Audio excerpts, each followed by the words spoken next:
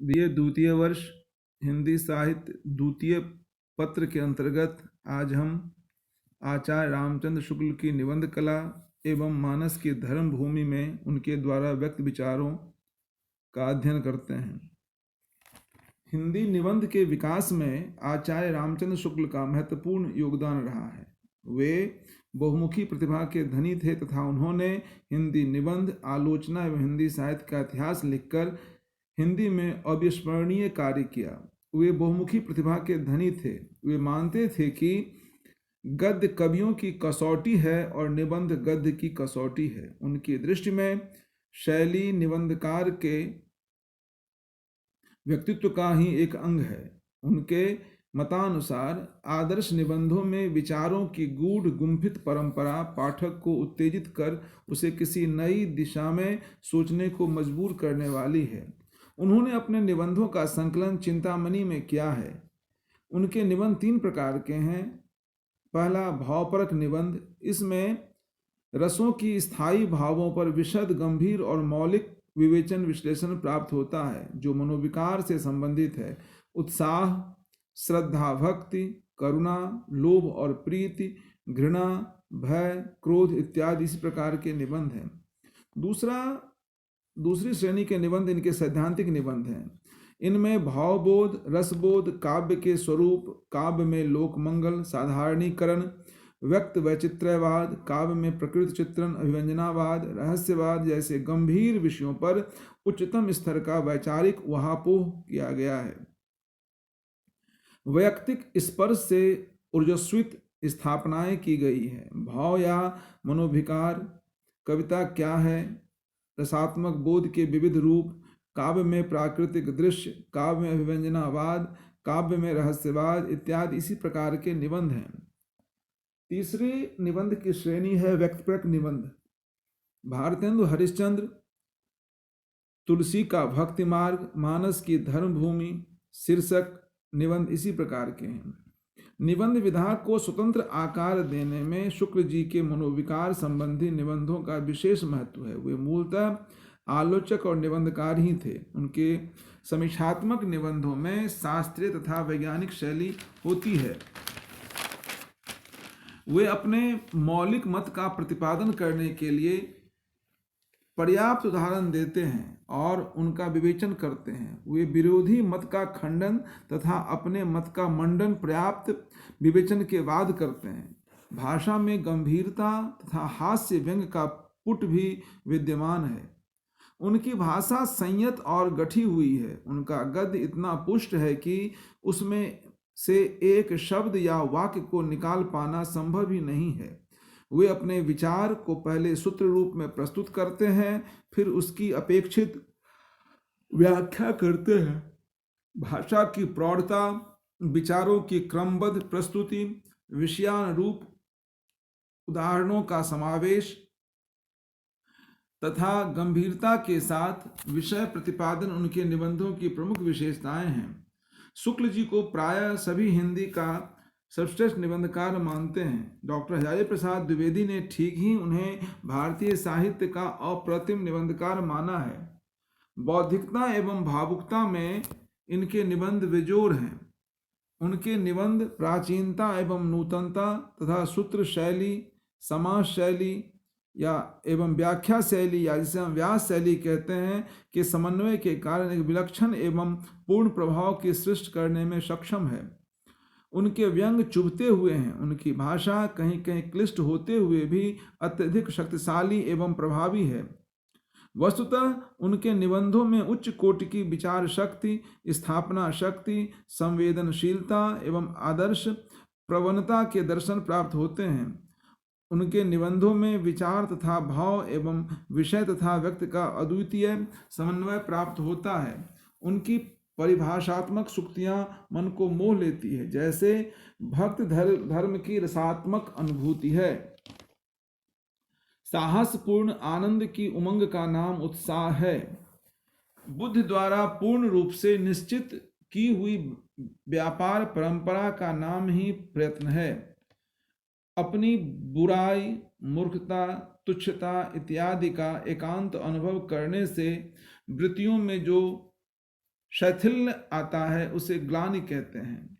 जिस प्रकार आत्मा की मुक्तावस्था ज्ञान दशा कहलाती है, उसी प्रकार हृदय की मुक्तावस्था रसदशा कहलाती है। वास्तव में शुक्ल जी ने सूत्र वाक्य के माध्यम से गागर में सागर भर दिया है।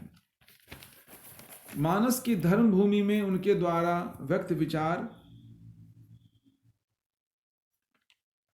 धर्म का स्वरूप एवं प्रवृत्ति। आचार्य रामचंद्र शुक्ल ने बताया है कि धर्म की रसात्मक अनुभूति का नाम भक्ति है।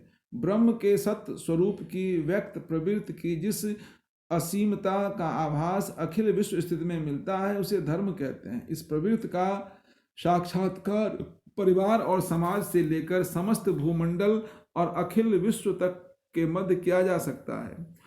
हम इस सत्य स्वरूप की प्रवृत्ति का साक्षात्कार जितने भी विस्तृत क्षेत्र में करते हैं, भगवत स्वरूप की ओर उतनी ही बढ़ी हुई धर्म भावना हमें प्राप्त होती है। अगला इन्होंने विचार किया धर्म की व्यापकता पर। ब्रह्म के सत्य स्वरूप की व्यक्त प्रवृत्ति अत्यधिक व्यापक है। इससे धर्म की व्यापकता स्वतः सिद्ध हो जाती है। परिवार और समाज की रक्षा में, लोक परिचालन और समिष्ट रूप में, अखिल विश्व की शाश्वत स्थिति में सत्य की इसी प्रवृत्ति के दर्शन होते हैं।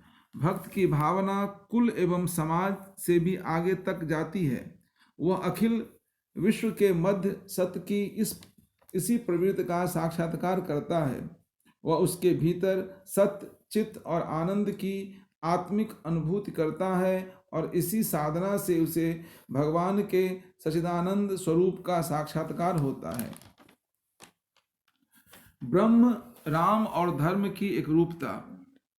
आचार्य शुक्ल ने स्पष्ट किया है कि धर्म के स्वरूप की उच्चता उसके लक्ष्य की व्यापकता के अनुसार समझी जाती है।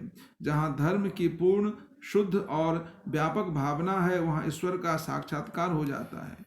श्री राम पूर्ण धर्म स्वरूप हैं, क्योंकि अखिल विश्व की स्थिति उन्हीं से है। इस तरह ब्रह्म, राम और धर्म की एक रूपता है। तुलसी के अनुसार धर्म का विरोध राम का ही विरोध है। जिसे राम प्रिय नहीं, उसे धर्म प्रिय नहीं। इसलिए तुलसी ने लिखा है, जाके प्रियन राम वैदेही, तजिए कोट वैरिसम यद्यप परम स्नेही। ऐसे व्यक्ति को तुलसी ने वैरी समान त्यागने के लिए कहा है। धर्म की विविध भूमियां। आचार्य रामचंद्र शुक्ल को इस निबंध में धर्म की ऊंची नीची कई भूमियां दिखाई देती हैं, जैसे गृह धर्म, कुल धर्म, समाज धर्म, लोक धर्म और विश्व धर्म अथवा पूर्ण धर्म। धर्म की उच्चता उसके व्यापकत्व के अनुसार माननी चाहिए। गृह धर्म से परिचित लोगों का कल्याण होता है, उसकी अपेक्षा कुल धर्म श्रेष्ठ है। कुल धर्म भी परिमित है, उससे श्रेष्ठ समाज धर्म है, जिसमें विस्तृत जनसमूह का कल्याण निहित है। लोक धर्म समस्त मनुष्य जाति की रक्षा एवं कल्याण भावना को लेकर चलता है। पूर्ण धर्म वह शुद्ध धर्म है जो भगवान का स्वरूप है, और इसे सच्चा भक्त ही अपने और दूसरों के समक्ष प्रस्तुत कर सकता है। विषय की व्यापकता के अनुसार इसमें आनंद भी उच्च कोटि का होता है। गोस्वामी तुलसीदास की भक्त पद्धति। शुक्ल जी ने बताया है कि ब्रह्म के सत्य स्वरूप के अभिव्यक्ति और प्रवृत्ति को लेकर गोस्वामी जी की भक्त पद्धति चली है। उन्होंने अपने आराध्य राम को पूर्ण धर्म स्वरूप प्रतिपादित किया है और राम के लीला क्षेत्र के भीतर धर्म के विविध रूपों का प्रकाश उन्होंने देखा है।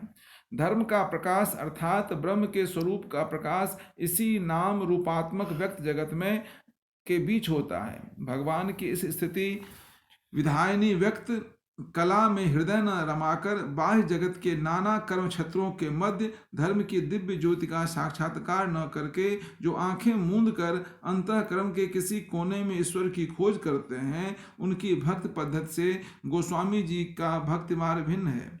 उनका भक्ति मार्ग धर्म की विविध भूमियों से आगे बढ़ता हुआ पूर्ण धर्म तक पहुंचता है, जहां आनंद स्वरूप भगवान का मनोहर रूप सामने आ जाता है। रामचरितमानस में धर्म की विविध भूमियां दृष्टिगत होती हैं। गोस्वामी तुलसीदास ने रामचरितमानस में धर्म की ऊंची नीची विविध भूमियों की झांकी प्रस्तुत की है। जैसे भरत ने कुल धर्म की अपेक्षा लोक धर्म को अपनाया और शिष्ट मर्यादा का ध्यान रखकर अपनी माता कैकेयी को उपहास का पात्र बनाया। विभीषण एक और गृह धर्म और कुल धर्म का पालन करता रहा, परंतु जब रावण नहीं माना तो उसने लोक कल्याण हेतु पूर्ण धर्म का अवलंबन किया और भगवान राम का शरणापन्न हो गया। विभीषण के इस कृत्य के कारण कुछ लोगों ने विभीषण को घर का भेदिया अथवा भ्रातृद्रोही भी कहा, परंतु वह कुल धर्म की संकुचित सीमा में आबद्ध न रहकर व्यापक लक्ष्य वाले धर्म की ओर प्रवृत्त रहा। इसी कारण विभीषण को ऐसा भक्त माना जाता है जिसने उच्च एवं व्यापक भावना के कारण लोक धर्म से विश्व धर्म की ओर अपनी अभिरुचि दिखाई। तुलसीदास ने अपनी कृति रामचरितमानस में स्पष्ट किया है कि राम ने कुल धर्म का पालन किया, परंतु उसे उतना ही अपनाया जिससे मर्यादा बनी रहे। बालीवध, सीता परित्याग, ऋषि मुनि की रक्षा आदि में उन्होंने लोक धर्म को अपनाकर व्यापक कल्याण भावना का परिचय दिया।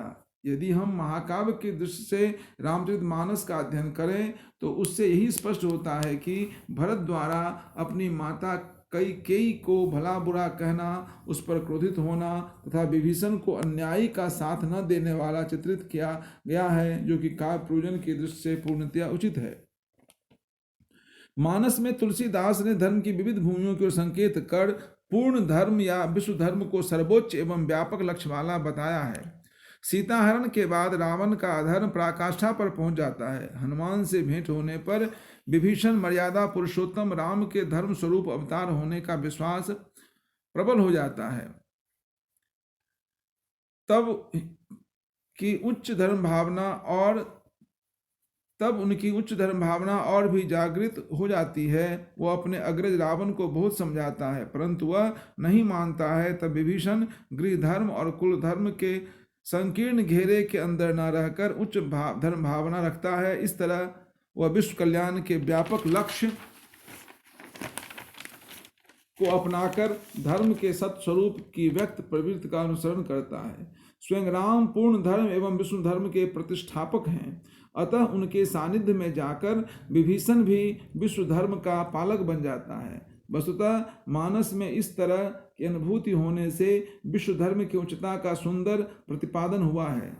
निष्कर्षतः मानस की धर्म भूमि निबंध में शुक्ल जी ने धर्म के उन आधारभूत तत्वों को रेखांकित किया है जिसे तुलसीदास ने अपने लोकप्रिय ग्रंथ रामचरितमानस की कथा में स्थापित किया है।